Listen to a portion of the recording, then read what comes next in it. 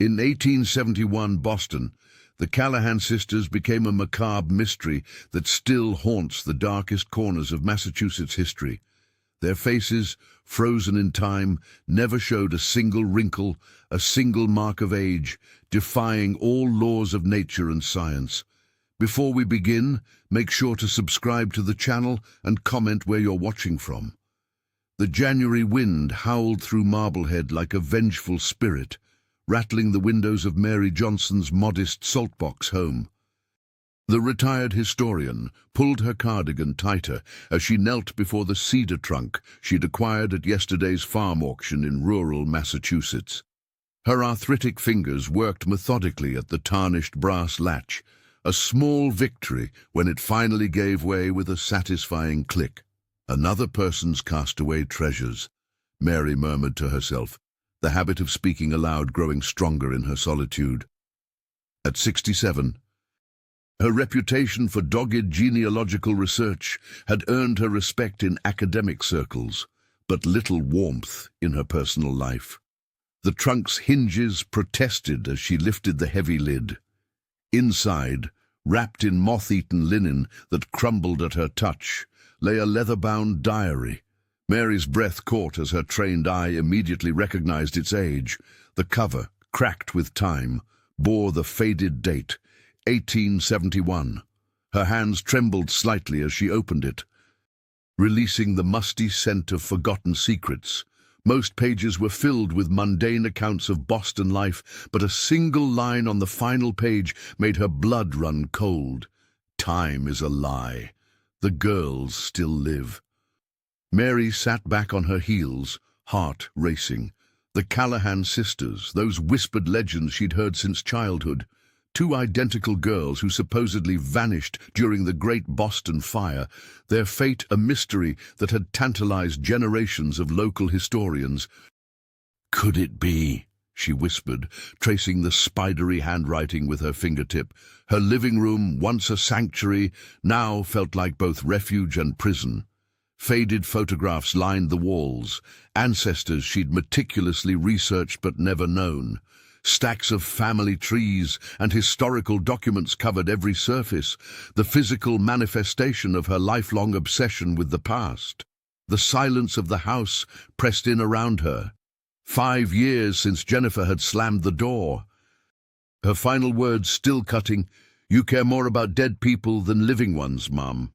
Her daughter's absence was a wound that never healed, a regret that shadowed every achievement. Mary carefully placed the diary on her desk and stared at the phone. Jennifer's number remained undialed for months now. Each attempt at reconciliation met with voicemail or terse responses. Yet something about this discovery stirred an unfamiliar hope in her chest. The diary's words echoed in her mind, offering not just a historical mystery to solve, but perhaps something more personal, a second chance. If she could unravel this thread from the past, follow it to its source, maybe she could find a way to bridge the gap with her daughter. "Time is a lie," Mary repeated softly, feeling the weight of her own years and regrets. Perhaps some connections never truly die either. Mary's fingers trembled as she turned the brittle pages of the diary. Each entry was meticulously coded, a puzzle of numbers and symbols interspersed with pressed violets and forget-me-nots that had somehow retained hints of their original color. What truly unsettled her were the sketches, identical young girls with porcelain features and vacant eyes that seemed to follow her across the room. Their expressions held an unnatural serenity, as if they existed outside the boundaries of human emotion. "What happened to you?" she whispered, tracing the outline of one girl's face. Beside the diary lay a tarnished silver locket, its surface worn smooth from years of handling. Mary squinted at the Latin inscription, "Bloom non moritur," the flower never dies. With careful fingers, she pried open the delicate clasp. Inside were two miniature portraits, expertly painted on ivory, the same girls from the sketches. Their faces were frozen in time, unyielding to the passage of years, their eyes holding secrets that had waited generations to be discovered. Mary knew she couldn't unravel this mystery alone. After a sleepless night, she contacted Sarah Brown, a young archivist at MIT whose reputation for tenacity matched her own. They had crossed paths at historical society meetings, where Sarah's fierce dedication to uncovering forgotten women's histories had impressed the older historian. "These aren't just any girls," Sarah said when they met at a small cafe near the Boston Public Library. Her dark eyes widened as she examined the locket under a portable magnifier. The craftsmanship, the preservation technique, this is exceptional work, even for Victorian standards. The young archivist handled the diary with reverence, her slender fingers protected by cotton gloves she'd brought specifically for this meeting. "And you say this was in a trunk from a farm auction?" Mary nodded, watching Sarah's methodical examination. There was something personal in the way the younger woman studied the artifacts, a connection that went beyond professional curiosity. "My family has its own secrets," Sarah admitted, closing the diary carefully. "Records erased, stories silenced. That's why I became an archivist, to give voice to those who were written out of history." As they talked, a plan began to form. They would trace the origins of both the locket and diary. Following the paper trail through archives and historical records, the Johnson sisters, if that was truly their identity, deserved to have their story told. "This is more than local folklore," Mary said, determination hardening her voice. "Something happened to these girls, something that someone went to great lengths to hide." Sarah nodded, her expression mirroring Mary's resolve. "Then we'll find the truth, no matter how deeply it's buried." Neither woman realized then how their quest would soon entangle them in a web of secrets spanning centuries, or how dangerous uncovering those secrets would become. The crisp Vermont air stung Sarah Brown's cheeks as she pushed open the weathered door of the abandoned church. Sunlight filtered through stained glass, illuminating dancing dust particles as she methodically examined each pew. 3 days of searching had yielded nothing until her fingers brushed against something wedged beneath the altar, an ancient Bible, its leather binding cracked with age. "Mary, I found something," Sarah whispered into her phone, though no one could hear her in the empty building. The young archivist carefully opened the fragile tome, revealing margins filled with cramped handwriting, notes, calculations, and strange symbols that seemed to dance across the yellowed pages. Between the pages lay a slip of parchment, trembling in her gloved hands like an autumn leaf. The message, written in faded ink, sent a chill down her spine. "Seek the nightingale's song, the key to what never ages." Sarah's heart raced as she compared the handwriting to photos of the diary entries on her smartphone. The loops and curves matched perfectly. Back in Marblehead, Mary Johnson spread the Bible across her dining table, carefully photographing each annotated page. The retired historian's eyes burned from hours of examination, but excitement kept fatigue at bay. This was their first real breakthrough, a tangible connection to the mystery that had consumed her thoughts since discovering the diary. Their quiet research was interrupted by 3 sharp knocks at the front door. Mary peered through the peephole to see a tall man with unkempt grey hair and weary eyes. He clutched a battered leather satchel to his chest like a shield. Robert Smith," he introduced himself, voice raspy from disuse. "I understand you're looking into the Johnson sisters." His weathered face bore the hallmarks of someone who'd seen too much and slept too little. Mary hesitantly invited him in, noting how the journalist's eyes darted around the room, assessing exits and windows. Robert placed his satchel on the table with reverence, explaining how he'd spent decades tracking rumors of children who never aged. Timeless children, he called them. I published an exposé 15 years ago, he said, fingers tracing a scar along his wrist. Lost my career, my home, nearly my life. The ex-journalist pulled out meticulously organized files from his satchel. They made sure no one believed me, made me look delusional. Sarah studied him with cautious curiosity. Why come forward now? Robert's eyes met hers with unexpected intensity. Because you found something real, and because I'm running out of time for redemption. He gestured toward the Bible and parchment. That nightingale's song, it's not metaphorical. It's the key to understanding what happened to those girls. Mary and Sarah exchanged glances, suddenly aware that their academic pursuit had attracted attention, and that the stakes were far higher than historical curiosity. The mystery of the Johnson sisters had claimed victims long before they began their search. The pattern emerged slowly, like a constellation revealing itself in the night sky.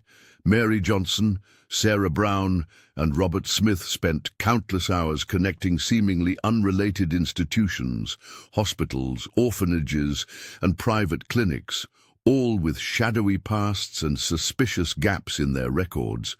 Each facility had mysteriously lost medical files during specific time periods, creating a web of silence stretching from Boston's heart to the isolated forests of New Hampshire and Vermont. These aren't coincidences, Mary said, spreading yellowed newspaper clippings across her dining table. Someone systematically erased these histories. Their breakthrough came on a rainy Tuesday. Robert had convinced an elderly librarian to grant them access to the restricted archives beneath the Boston Public Library. The basement smelled of mildew and forgotten knowledge, its dim lighting casting long shadows across rows of metal shelving. While Sarah examined architectural blueprints, the former journalist noticed something odd, a section of wall that didn't match the building plans. His investigative instincts tingling, he ran his fingers along the edge, discovering a nearly invisible seam. Behind the false panel lay a small compartment containing a single book bound in cracked black leather. Somnus Infinitum, Robert whispered, carefully opening the brittle cover. The Latin title, roughly translated as Endless Sleep, sent chills through the trio. The book revealed horrors beyond their imagination. Detailed within its pages was the history of the Stygian Brotherhood, a secret society of wealthy industrialists, scientists, and occultists who had operated since the mid-19th century. Their experiments merged cutting-edge medicine with forbidden rituals, all in pursuit of immortality. "And look at this," Sarah gasped, pointing to a faded photograph. Two identical young girls stared back with vacant expressions. Beneath the image, neat handwriting identified them as Subjects A, J, and C.J., Day 93. Mary's hands trembled as she turned the pages. Anna and Clara Johnson. They weren't just local legends. They were test subjects. The book documented how the Brotherhood had stolen research from Eleanor Gray, a brilliant female scientist whose work on cellular regeneration had been decades ahead of its time. When Eleanor's research was appropriated, her name was systematically erased from scientific records. Most disturbing was the motivation behind the experiments. The sisters had been volunteered by their own father, a grief-stricken widower, desperate to preserve what remained of his family after their mother's death. "This wasn't just scientific curiosity," Robert said, his voice hollow. "This was born from a mother's death and a father's madness." As they carefully photographed the evidence, the weight of their discovery settled upon them. The Johnson sisters weren't merely missing persons from a bygone era. They were victims of an atrocity that had been deliberately concealed for generations. And somewhere, the historian realized with growing dread, the Brotherhood's work might still continue. Sarah Brown stared at the ancestry test results on her laptop screen, her hands trembling. The digital confirmation was undeniable. She was a direct descendant of Eleanor Gray. The name that had been methodically erased from scientific journals, university records, and historical archives now pulsed with renewed significance. This wasn't just academic curiosity anymore. This was her bloodline, her inheritance. "I can't believe it," Sarah whispered, turning to Mary Johnson, who sat beside her at the kitchen table. Well, Eleanor's research on cellular regeneration was decades ahead of her time. The Brotherhood didn't just steal her work, they twisted it into something monstrous. The young archivist scrolled through the family tree, tracing the hidden branches that connected her to the forgotten scientist. Each generation carried Eleanor's genetic legacy, unknowingly passing down the blood of a woman whose brilliance had been weaponized against innocent children. "Oh, the sisters, imprisonment wasn't just an experiment," she said, her voice hardening. "It was the perversion of my ancestors' lifework." Meanwhile, Mary was conducting her own painful excavation of family history.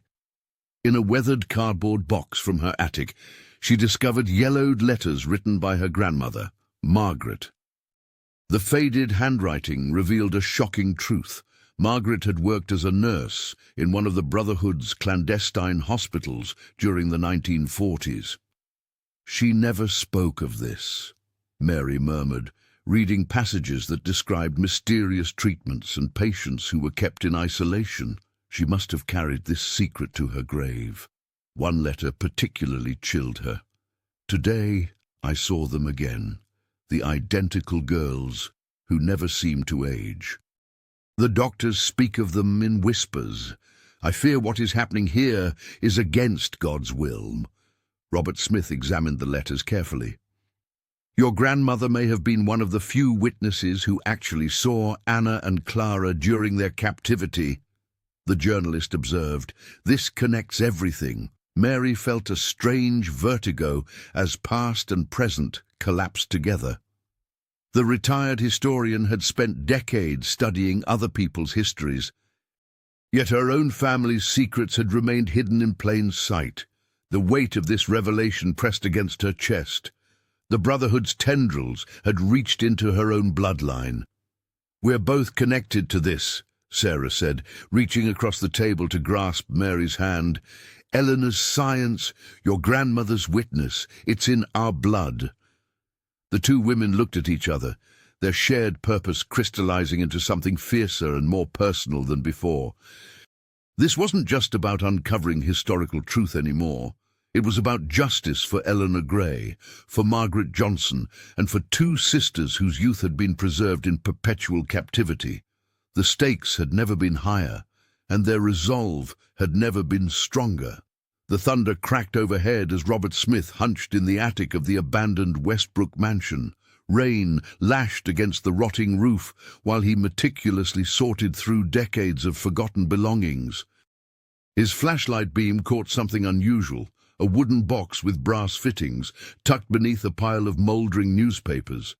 "Mary, Sarah, I found something," he called down the ladder. Inside the ornate box lay an Edison-style wax cylinder, remarkably preserved. The label, written in faded ink, simply read Nightingale. When Mary Johnson arrived with Sarah Brown, her eyes widened. This could be it, the melody mentioned in the diary. Her fingers trembled as she carefully lifted the fragile cylinder. Back at Mary's Marblehead home, they restored an antique phonograph borrowed from a museum contact.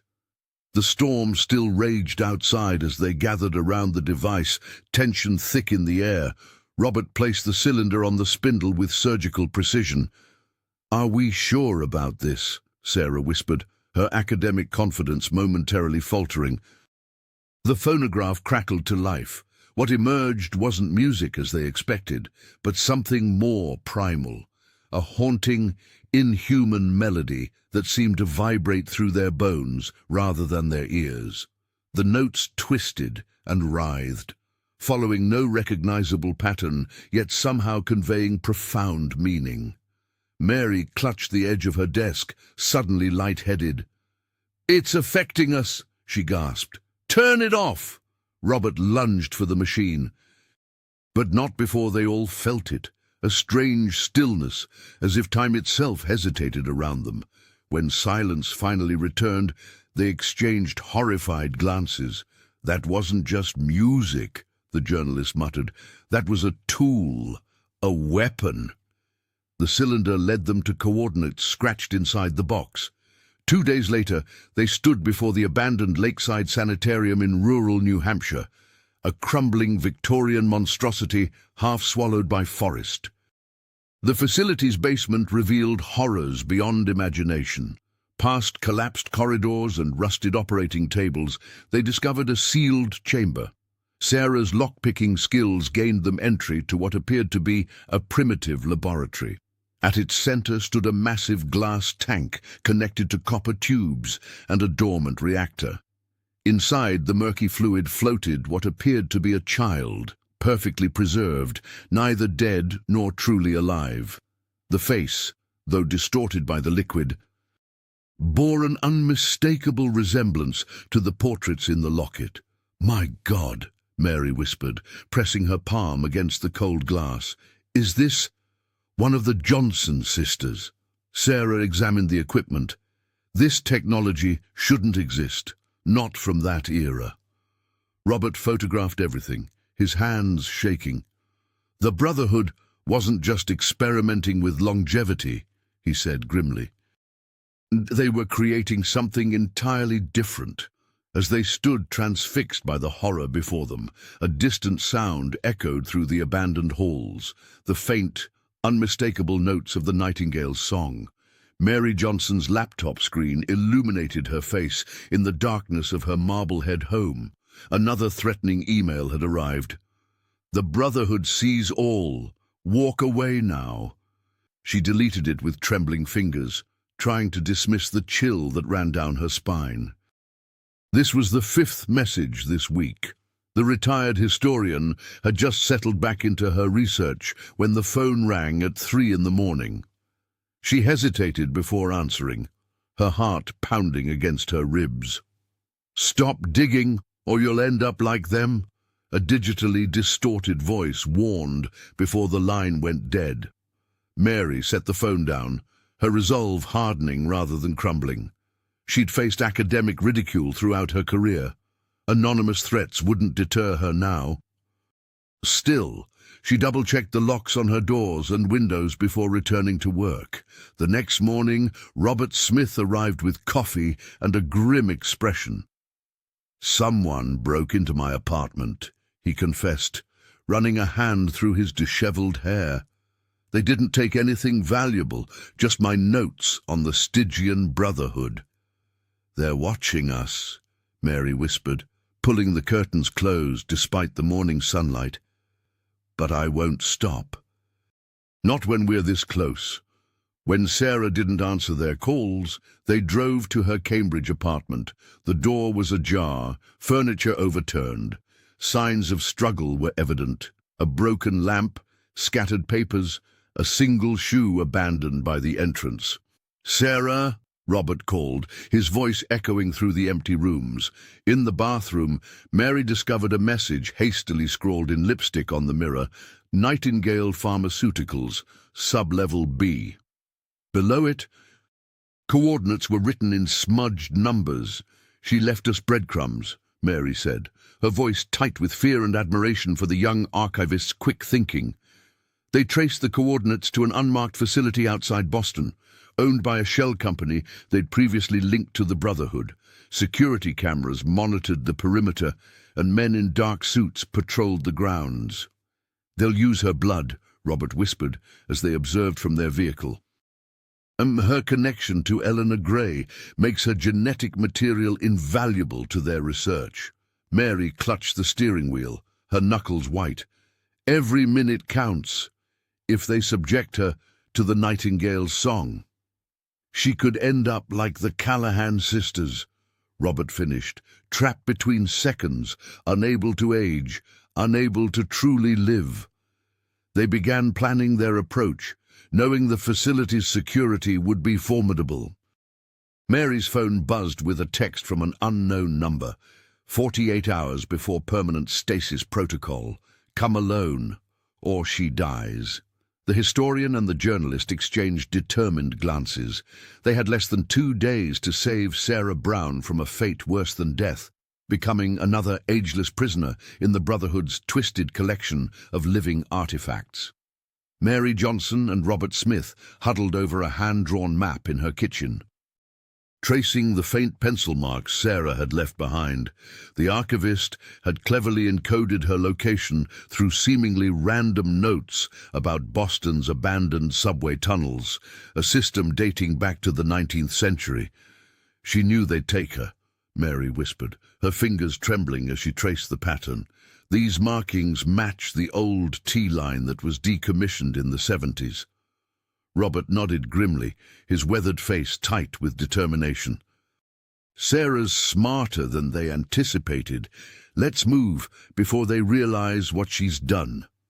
They navigated the labyrinthine passages beneath Boston, flashlights cutting through decades of dust and abandonment. The journalist led the way, his experience with underground investigations proving invaluable as they followed Sarah's breadcrumbs. Small chalk marks only visible when light hit them at specific angles. Their search led them to Oak Ridge Nursing Home, a weathered facility nestled in the countryside. Inside, they found Edith Callahan, a frail 96-year-old woman whose cloudy eyes widened at the mention of identical girls. "I was just a ticket collector back then," Edith whispered, her voice cracking with age and emotion. 1949. Coldest winter I'd known. Those 2 girls boarded the midnight train to Providence, identical in every way, matching blue dresses, ribbon-tied hair. Tears welled in her rheumy eyes. No, but something wasn't right. They never spoke, never blinked, and their faces, Lord help me, exactly the same as when I'd seen them 8 years earlier as a child myself. Following Edith's directions, Mary and Robert traced the old rail line to its terminus, a crumbling estate hidden behind overgrown hedges on Boston's outskirts. The mansion's grandeur had long faded, its stone facade cracked and ivy-strangled. Inside, they confronted 3 elderly men, the last remnants of the Stygian Brotherhood's inner circle. One man, trembling with palsy but eyes sharp with malice, revealed the truth about the nightingale's song. "The melody is useless without the harmonic resonator," he explained, a hint of pride in his voice.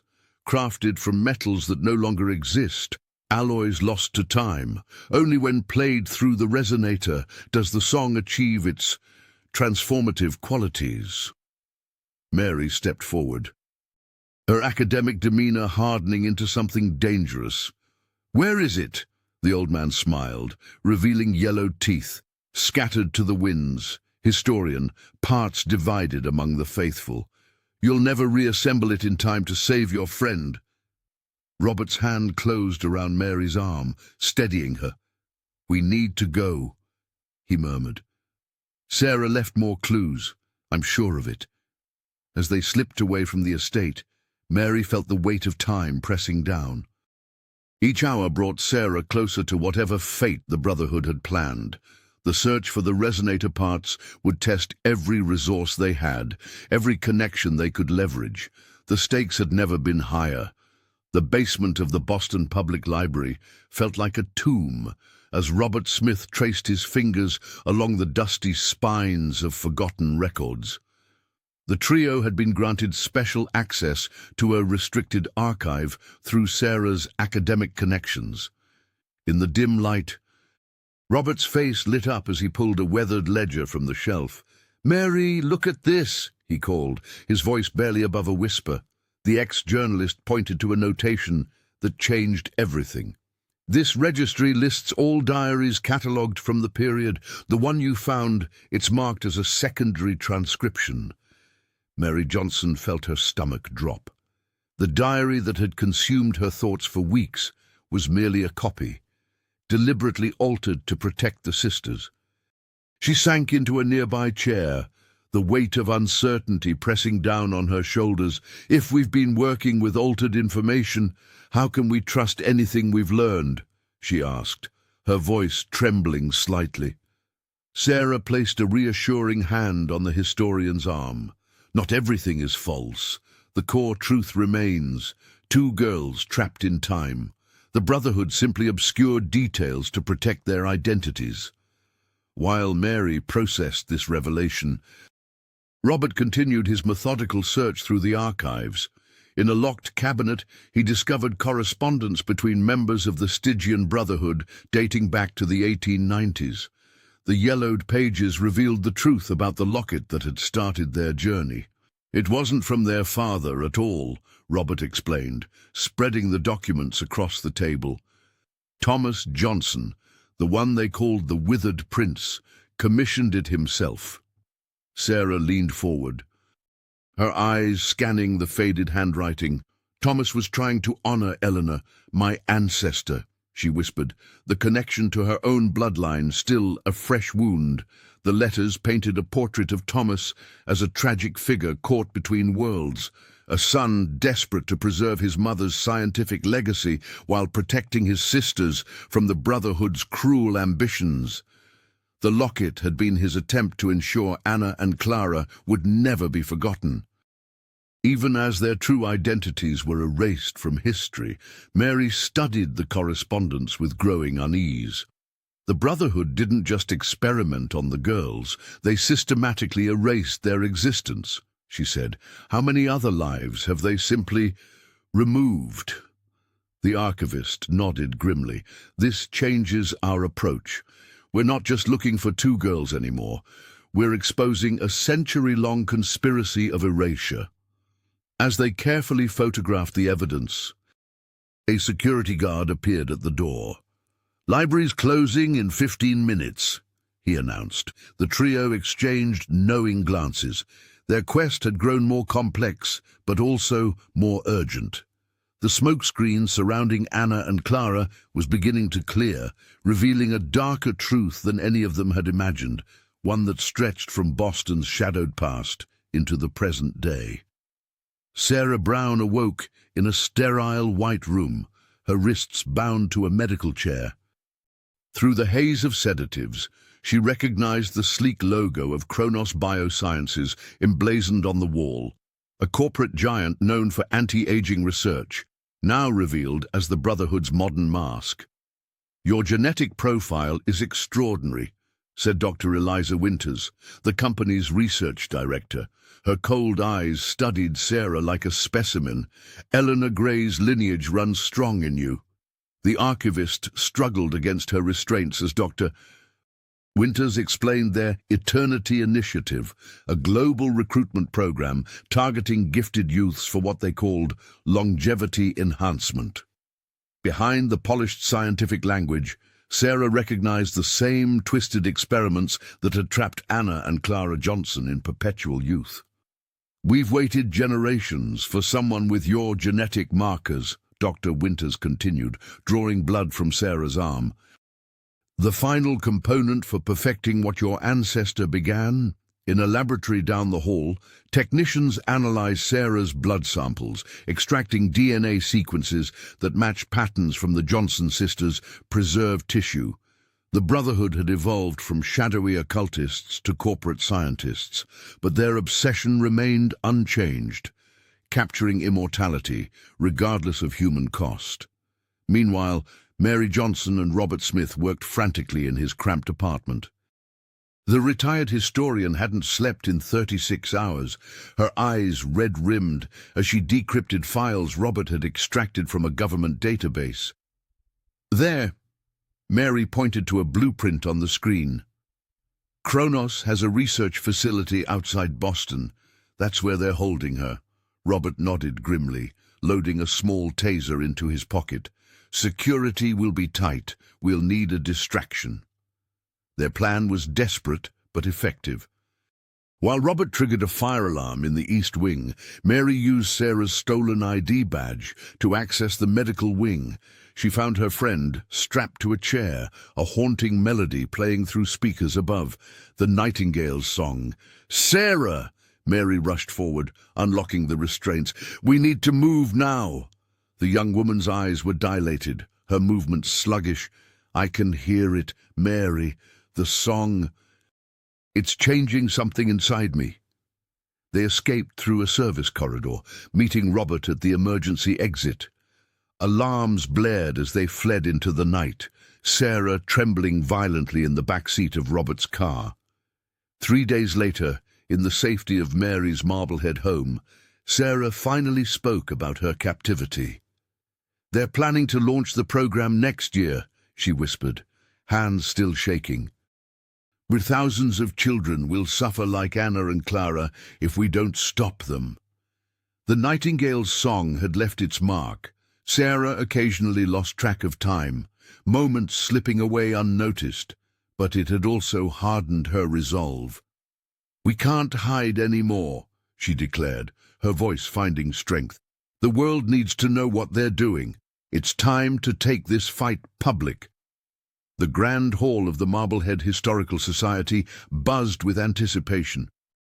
Mary Johnson stood at the podium, her hands trembling slightly as she arranged her notes. The projector illuminated images of the diary and locket behind her, evidence that had consumed her life for months. Distinguished academics filled the front rows, their expressions ranging from polite interest to barely concealed skepticism. The Johnson sisters were victims of unauthorized experimentation, Mary explained, her voice growing stronger as she detailed their discoveries. The Stygian Brotherhood manipulated time itself, using techniques derived from Eleanor Gray's research. The murmuring began halfway through her presentation. By the time she mentioned the Nightingale's song, several professors were exchanging glances. When she showed the photographs from the abandoned hospital, the first laugh erupted from the back of the room. "Dr. Johnson," interrupted Professor Williams, rising from his seat, "surely you don't expect us to believe this." "Our fantasy, time suspension, secret societies, this belongs in fiction, not historical discourse." The room erupted in dismissive chuckles. Mary watched as decades of professional respect evaporated before her eyes. A reporter from the Boston Globe scribbled furiously, and she could already envision tomorrow's headline, "Respected Historian Descends into Conspiracy Theories." As attendees filed out, whispering about her mental state, Mary gathered her materials with shaking hands. A slender woman with silver-streaked hair approached, brushing past her deliberately. The historian felt something pressed into her palm, a folded note. In the corridor outside, Sarah Brown and Robert Smith waited anxiously. The young archivist rushed forward when she saw Mary's ashen face. "They didn't believe a word," Mary whispered, her voice hollow. Robert placed a steadying hand on her shoulder. "We knew this was a possibility. The Brotherhood has powerful allies in academia." Mary unfolded the note. "Continue. We are with you." Below was a symbol, a nightingale perched on a blooming flower. "You're not alone," Sarah said, guiding them to a quiet corner of the building. "There are others, scientists, former employees, families of victims. They've been fighting the Brotherhood for generations." Robert nodded grimly. "I've made contact with 3 whistleblowers from their research division. They're terrified but willing to help." "My ancestor wasn't their only victim," Sarah added. "Eleanor's legacy lives on through dozens of researchers who've discovered fragments of truth." Mary stared at the note, feeling the weight of responsibility. "They've taken everything from me, my reputation, my daughter's trust." "Not everything," Robert interrupted. "They haven't taken your courage." The 3 stood in silence, bound by shared purpose. Outside, rain began to fall on Marblehead's ancient streets. "Tomorrow," Mary finally said, her voice steady, We start again tomorrow. March brought thawing snow and a devastating revelation to Mary Johnson's investigation. Her daughter Jennifer, with whom she hadn't spoken in years, appeared in a photograph taken at a fundraising gala for the Evergreen Foundation, a philanthropic organization that Mary and her team had just linked to the Brotherhood's global operations. "And it can't be," Mary whispered, her trembling fingers tracing Jennifer's smiling face in the glossy print. The retired historian felt her world collapse inward. Her daughter, her only child, was working for the very organization they were trying to expose. Robert placed a comforting hand on her shoulder. "We don't know if she's aware of what they really do," he offered, though his voice lacked conviction. Sarah pulled up the Foundation's website on her laptop. "Director of Community Outreach," she read aloud. "She's high up, Mary." That night, Mary paced her modest Marblehead home until dawn, torn between maternal instinct and moral obligation. Calling Jennifer might put their investigation at risk, but staying silent meant potentially allowing her daughter to become complicit in unspeakable acts. The weight of this impossible choice pressed down on her chest like a stone. Meanwhile, Robert faced his own nightmare. A plain envelope arrived at his apartment containing a single photograph of his sister, Catherine, entering the headquarters of Nexus Pharmaceuticals, the conglomerate's medical research arm. The accompanying note was brutally clear: "Destroy all evidence by Friday, or she disappears. We know about the recordings." The journalist sat alone in his darkened living room, a glass of whiskey untouched before him. Catherine had no idea who her employers truly were. She was innocent, a lab technician who believed she was helping create life-saving medications, not participating in experiments that violated every ethical boundary. "I can't sacrifice her," he confessed to Mary the next day, his eyes hollow with sleepless anguish. "But how can I betray all those children, those girls?" Sarah suggested they create decoy files, but Robert shook his head. "They'll know. They always know." As a late March snowstorm battered Boston, the three investigators gathered in Mary's kitchen, surrounded by evidence of century-old atrocities and modern conspiracies. The clock ticked relentlessly toward Friday. "I'm going to contact Jennifer," Mary finally announced, her voice steady despite her fear. "Not to warn her, but to understand what she knows, if there's even a chance she's innocent in this." Robert nodded, understanding the risk she was taking. "And I'll warn Catherine. Get her somewhere safe before the deadline." "They'll come after both of you," Sarah warned. Mary looked at the faded photograph of Anna and Clara Johnson on her refrigerator. "Some truths are worth the price," she said softly. "The sisters have waited long enough." Sarah Brown sat cross-legged on the floor of her apartment, surrounded by stacks of documents. The weight of Eleanor Gray's legacy pressed upon her shoulders. Her ancestors' brilliance had been twisted into something monstrous, and now it fell to Sarah to set things right. "I'm going public," she announced, looking up at Mary and Robert. "Eleanor deserves justice. Those girls deserve justice." Mary Johnson hesitated. "Are you certain? The Brotherhood has tentacles everywhere." "I've created secure channels," Sarah replied, her fingers flying across her laptop keyboard. "Underground forums, encrypted messaging apps, even old-school dead drops for whistleblowers." Within days, fragments of their evidence began appearing online. Sarah carefully crafted coded messages that only those truly seeking answers would understand. She released redacted portions of the Forbidden Book, photographs of the locket, and transcribed passages from the diary. Each piece was a breadcrumb leading toward the horrifying truth. The response was slow at first, skeptical comments, dismissive analysis. Then something shifted. A retired nurse from New Hampshire recognized the abandoned hospital.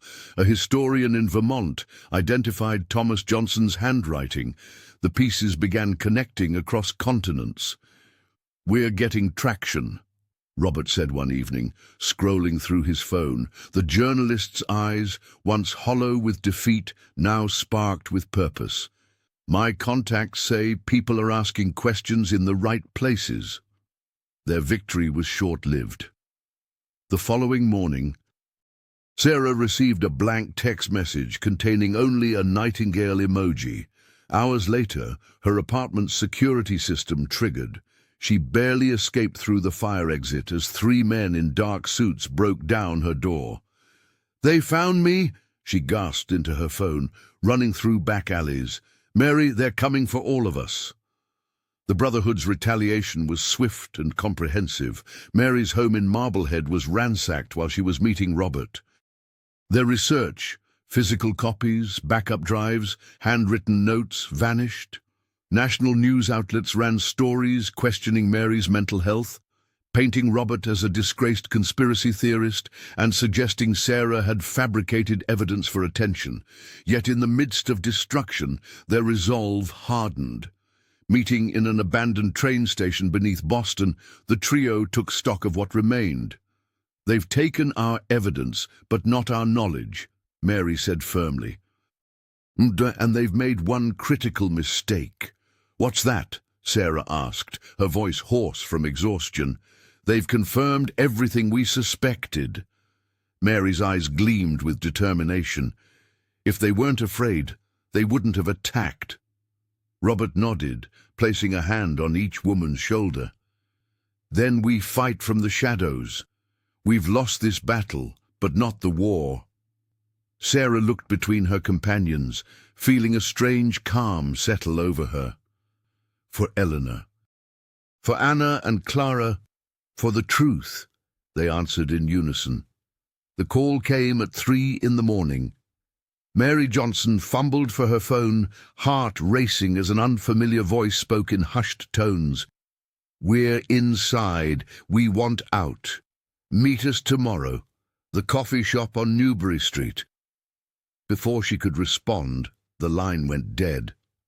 The next day, Mary sat nervously at a corner table, watching the door. 2 people entered, a man and woman in nondescript business attire. They introduced themselves as Dr. Eliza Winters and James Harmon, scientists from the Brotherhood's inner circle. "We can't live with it anymore," Eliza whispered, sliding a thumb drive across the table. "The experiments, the children, what they did to the Johnson sisters wasn't an isolated incident." James leaned forward. "We know where Anna and Clara are being kept. A private clinic in the Swiss Alps, disguised as an exclusive wellness retreat for the ultra-wealthy." Mary's hands trembled as she examined the facility blueprints. "Why help us now?" "Because the sisters are dying," Eliza said. "The suspension process is failing. The Brotherhood calls it the cracking of the flower. If we don't act soon, everything they suffered will have been for nothing." Within 48 hours, Mary, Sarah, and Robert were on a private jet, courtesy of their new allies, bound for Switzerland. Sarah pored over the clinic's security protocols, while Robert verified the identities they would assume. Wealthy American investors interested in longevity treatments. "The clinic operates under 7 shell companies," Robert explained. "Even most employees don't know what happens on the restricted floors." Their plan was audacious. Eliza would escort them as potential donors, while James disabled the security systems. They would have exactly 17 minutes to reach the preservation chamber, document everything, and extract critical data before alarms triggered. The clinic perched on a snow-covered cliff, all glass and steel against the dramatic alpine backdrop. Inside, marble floors and modern art created an atmosphere of sterile luxury. The director, Dr. Vera Kessler, greeted them with a smile that never reached her eyes. "Our treatments are quite exclusive," she said, leading them through hallways that grew increasingly restricted. Few understand the commitment required for true longevity. When they reached the final security checkpoint, James's diversion worked perfectly. Alarms blared in a distant wing, drawing away the guards. They slipped through, descending to a temperature-controlled chamber where time itself seemed frozen. There, suspended in cylindrical tanks, floated two identical young women, Anna and Clara Johnson. Their faces, serene and unchanged since 1871, appeared almost luminous beneath the preservation fluid. But Mary could see what the Brotherhood feared: fine cracks spreading through the glass, the fluid clouding at the edges.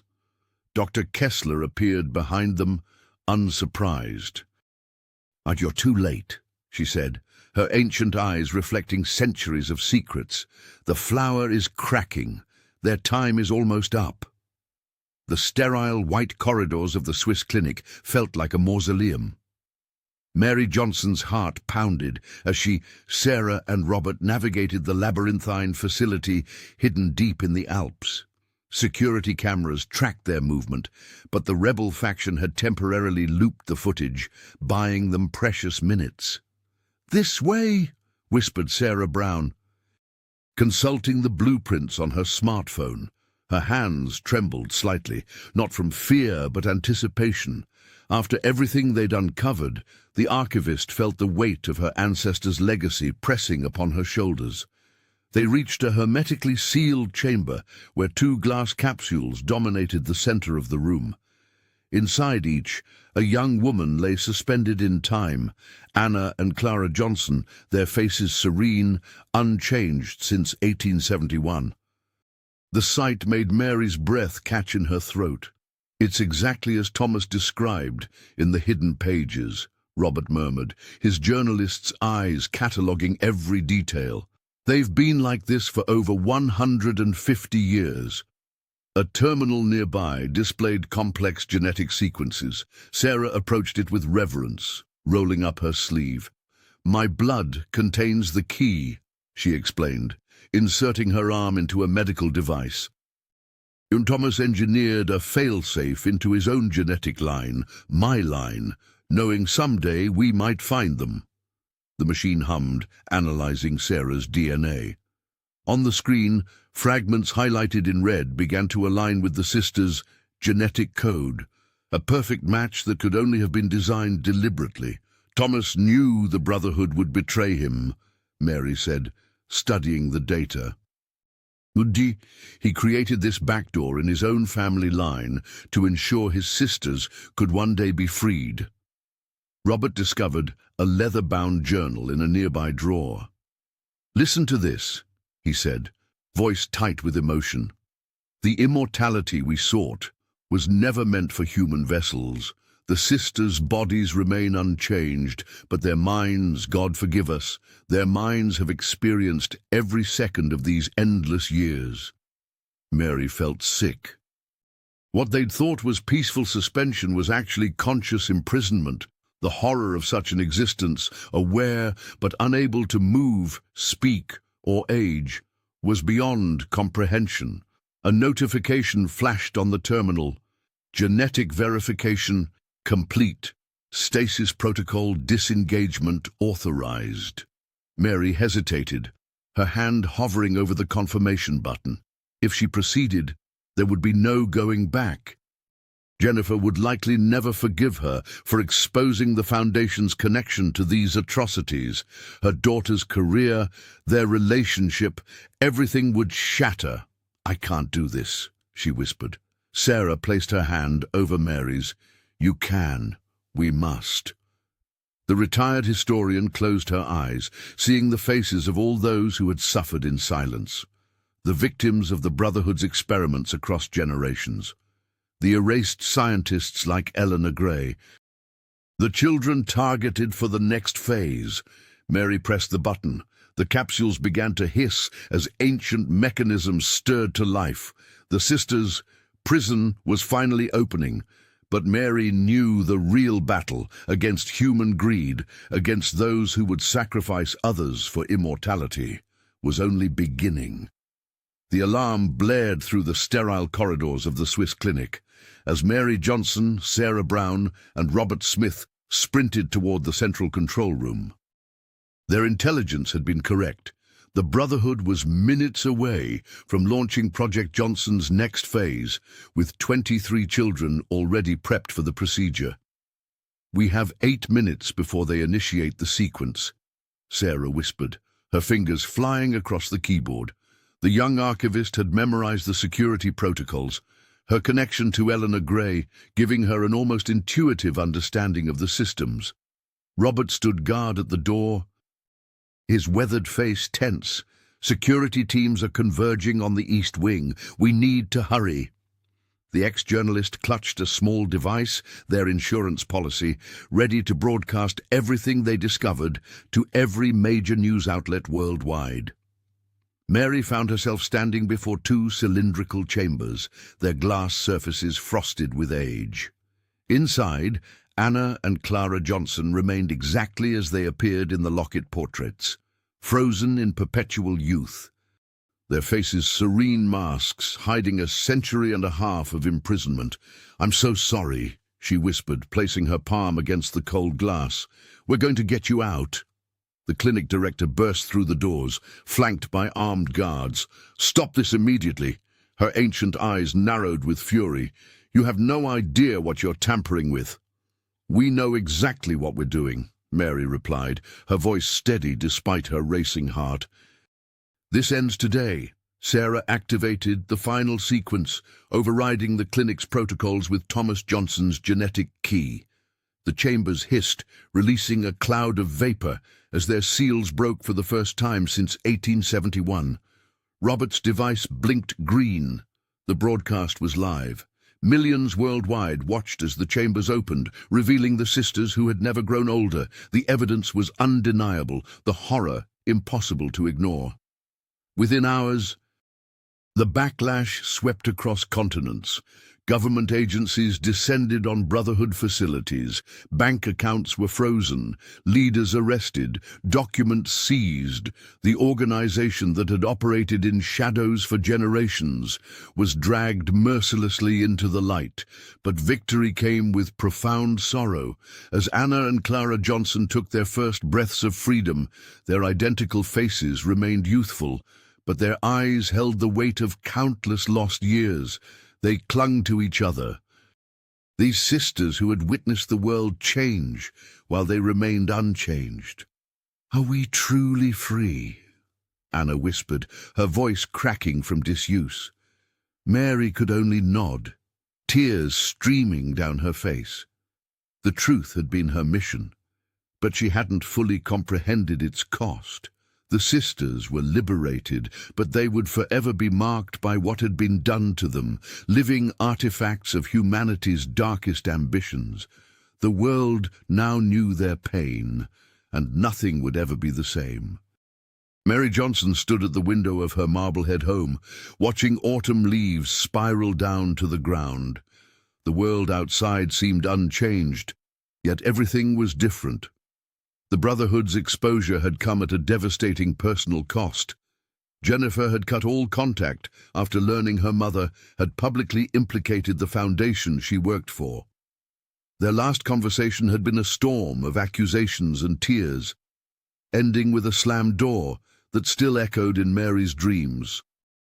The retired historian traced her finger along the window pane, finding unexpected peace in the aftermath of chaos.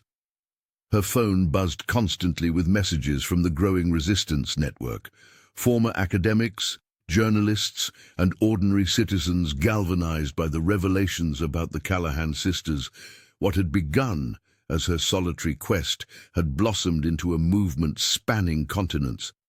"I never expected to find family in strangers," she whispered to the empty room, surrounded by the scattered remnants of their investigation, photocopied documents, digital archives, and the leather-bound diary that had started it all. In Boston, Sarah Brown stepped onto the stage at MIT to thunderous applause. The young archivist, once hidden in the shadows of library basements, had become the face of a global whistleblower campaign. News outlets labeled her Eleanor's heir, a title she embraced with solemn determination. "My ancestors' work was twisted into something monstrous," she told the audience, her voice steady despite the armed security flanking the auditorium. "Today, we reclaim her legacy. Today, we honor Anna and Clara Johnson by ensuring no one else suffers their fate."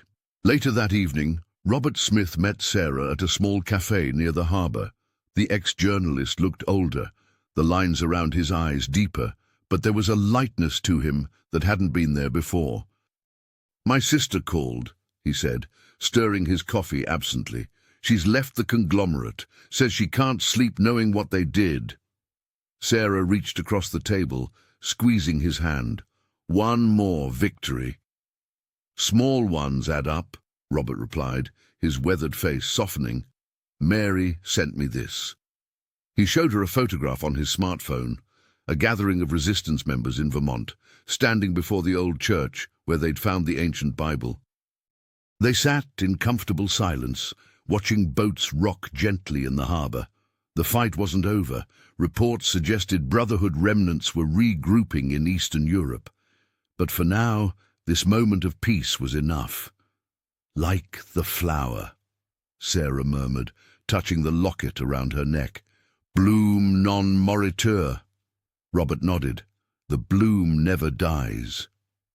Anna and Clara Johnson sat side by side on the wooden bench overlooking Boston Harbor.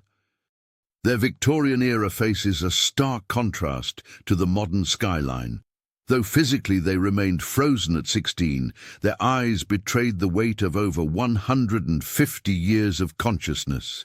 The sisters' delicate hands, once bound by tubes and wires, now clutched disposable coffee cups, a small ritual in their daily struggle to acclimate to 21st century life.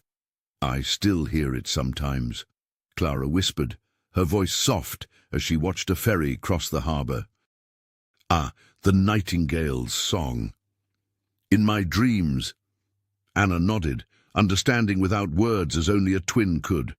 The younger sister by 7 minutes had always been the more introspective of the two. Their shared trauma had created an unbreakable bond, yet each processed their freedom differently. While Clara sought solitude and contemplation, Anna had embraced their new role as reluctant public figures. The media frenzy following their awakening had been overwhelming. Medical ethicists, religious leaders and technology pioneers all clamored for access to the sisters who had defied time itself. Their stories sparked heated global debates about longevity research, with some arguing that their suffering should halt all life extension studies, while others saw their survival as proof that immortality remained within humanity's grasp. "They're missing the point," Anna had stated firmly during a rare television interview. This was never about extending life. It was about control. Her words resonated worldwide, challenging corporations and governments that continued to pursue similar research in secret. Meanwhile, historians and geneticists worked together to piece together Thomas Johnson's remarkable story. The man once mockingly called the withered prince emerged as a tragic hero who had sacrificed everything to protect his sisters. Records revealed how he had encoded safeguards into his own bloodline, genetic keys that would eventually manifest in Sarah Brown's DNA centuries later. Eleanor Gray's contributions to science, systematically erased by the Brotherhood, were finally acknowledged. Universities established scholarships in her name, celebrating the brilliant woman whose work had been twisted into something monstrous. Her laboratory journals, recovered from a hidden vault beneath the Boston Public Library, revealed a visionary mind far ahead of her time. For the sisters, however, these tributes felt hollow compared to the simple pleasure of watching seasons change. After decades in suspended animation, even mundane experiences held profound meaning. Feeling rain on their skin, tasting chocolate, watching children play in parks. "Do you ever regret it?" a journalist once asked them. Being awake to see what the world has become? Clara had smiled sadly. We regret nothing. We survived. Their existence became a powerful reminder of humanity's capacity for both cruelty and resilience. Across the globe, people began questioning the ethics of scientific advancement without moral boundaries. The Sisters' story inspired a movement dedicated to transparency in research and protection of human dignity, a living testament that some prices were simply too high to pay for progress. The chime of Mary's doorbell echoed through her quiet Marblehead home. Her heart stuttered when she opened the door to find Jennifer standing there, hands clasped nervously in front of her. For a moment, neither spoke, the weight of years and secrets hanging between them. I read everything, Jennifer finally said, her voice barely above a whisper, about the Sisters, about what that foundation was really doing. She paused, swallowing hard, about what my foundation was doing. Mary Johnson stepped aside, inviting her daughter in without words. The kitchen table, once covered with research papers and ancient documents, now held only 2 mugs of steaming tea, progress of sorts. I didn't want to believe you, Jennifer continued, wrapping her fingers around the warm ceramic.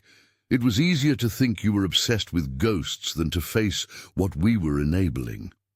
The retired historian nodded, understanding the painful journey her daughter had taken to reach this moment. And the truth rarely comes without cost, she said softly. Across town, Sarah Brown stood before a packed auditorium at MIT. The young archivist had transformed from a quiet researcher into the public face of resistance. Behind her, projected on a massive screen, were the faces of Anna and Clara Johnson, no longer prisoners of time, but symbols of human resilience. Eleanor Gray's work was meant to heal, not imprison, Sarah told the crowd, her voice steady, despite the emotion behind her words. Today, we reclaim her legacy. Robert sat in the back row, a baseball cap pulled low over his eyes. The journalist had reconnected with his sister, who now worked secretly to document the Brotherhood's remaining operations. Their relationship remained fragile, but healing had begun. The resistance network grew stronger each day. Secure channels connected survivors from Boston to Berlin, whistleblowers from New Hampshire to New Delhi. What had begun as 3 people in a modest home had blossomed into thousands united by purpose. In her apartment that evening, Mary opened her laptop to find messages from 47 countries, scientists offering research, witnesses sharing testimonies, families seeking answers about loved ones who had disappeared decades ago. The Brotherhood's power had been built on isolation and silence. Its downfall would come through connection and truth. When Jennifer called again the next day, Mary felt something she hadn't expected. Hope. The Johnson legacy was transforming before her eyes, from a tale of horror to one of awakening. The path forward remained uncertain, filled with legal battles and public skepticism, but for the first time in years, Mary didn't walk it alone. The flower had not just cracked, it had begun to bloom anew. Mary Johnson stood at the threshold of the weathered Vermont church, its wooden beams bearing silent witness to decades of secrets. The morning air carried a familiar melody, the nightingale's song, but something had changed. What once paralyzed with fear now flowed like a gentle requiem, honoring those who had suffered in silence for generations. "Bloom non moritur," she whispered. Touching the tarnished locket around her neck, the flower never dies, and neither had the truth, despite all attempts to bury it. As the last notes faded into the crisp morning air, Mary closed her eyes. The diary that had started her journey lay open in her hands, its pages no longer a mystery, but a testament. Anna and Clara Johnson were free now, their story told, their suffering acknowledged. The sisters had become more than victims. They were beacons illuminating the darkest corners of human ambition. Back in Boston, Sarah Brown addressed a gathering of scientists, journalists, and survivors. The young archivist's voice carried the authority of one who had faced darkness and returned. Eleanor Gray's research was meant to heal, not imprison, she explained, honoring her ancestors' memory. Today, we reclaim that legacy. Robert Smith sat in the back row, a ghost of a smile crossing his weathered face. The journalist had reconnected with his sister, their relationship fragile but healing. His notebook remained open, but he no longer wrote alone. Dozens of collaborators across continents now documented the Brotherhood's remaining cells. The clinic in the Swiss Alps stood empty, its machines silent, yet its impact rippled outward. In universities and laboratories worldwide, new ethical frameworks emerged. Challenging the pursuit of longevity at any cost, Thomas Johnson's sacrifice, the genetic safeguards he had embedded, became the foundation for protective legislation. Mary received a text message as she drove back to Marblehead. "Mom, can we talk?" Jennifer's simple words bridged years of silence. The historian's hands trembled on the steering wheel. Some wounds might never fully heal, but conversation was a beginning.